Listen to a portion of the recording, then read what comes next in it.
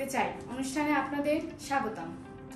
আজকের বিষয় নিউট্রিশন ও অটিজমের মধ্যে সম্পর্ক এই নিয়ে কথা বলবেন স্যার। আসসালামু আলাইকুম, আপনি কেমন আছেন? জি, ওয়ালাইকুম আসসালাম। জি, আমি ভালো আছি স্যার। আজকে নিউট্রিশন ও অটিজমের মধ্যে যে সম্পর্ক আছে এটা যদি একটু আমাদের বলতেন।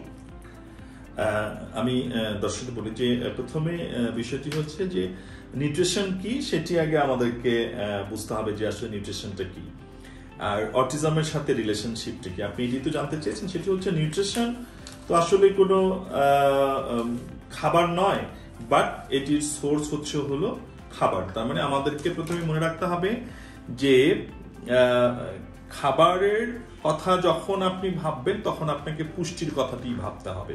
দ্যাটস মিন হলো যে আপনি সকল খাবার খেলেই যে আপনার শরীরে পুষ্টি যাবে তা কিন্তু নয়।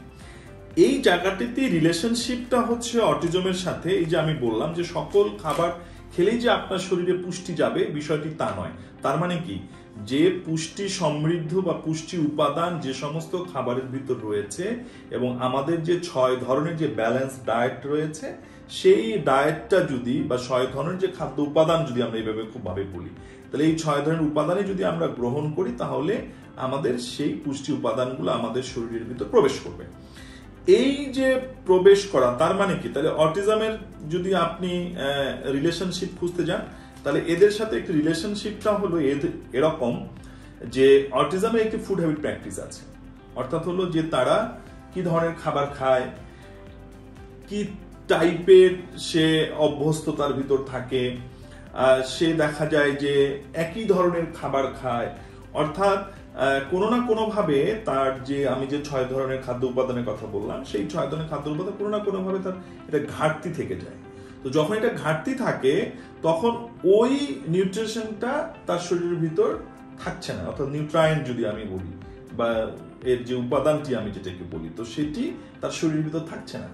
ফলে সে নানা ধরনের এই অটিজম তো তাকে ডিজঅর্ডার আছেই, এর পরবর্তী সময় তার যেগুলোকে আমরা কো ডিজিজ বলি, এই কো ডিজিজ গুলোতে সে আক্রান্ত হয়ে যায়।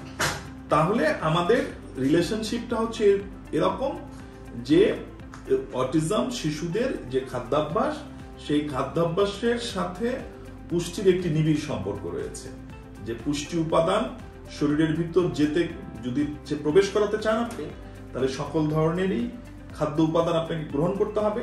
যেহেতু অটিজম শিশুরা এই ব্যত্যয় ঘটে, তাদের সকল ধরনের খাবার অনেক সময় তারা অনেক খাবার খেতে পারে না, ফলে তাদের শরীরে এই খাদ্যের উপাদান ডেফিসিট থেকে যায়। এটি হচ্ছিল তাদের অটিজম এবং নিউট্রিশনের রিলেশনশিপ। ধন্যবাদ স্যার আপনার মূল্যবান সময় দেওয়ার জন্য। দর্শক আপনাদেরকেও ধন্যবাদ।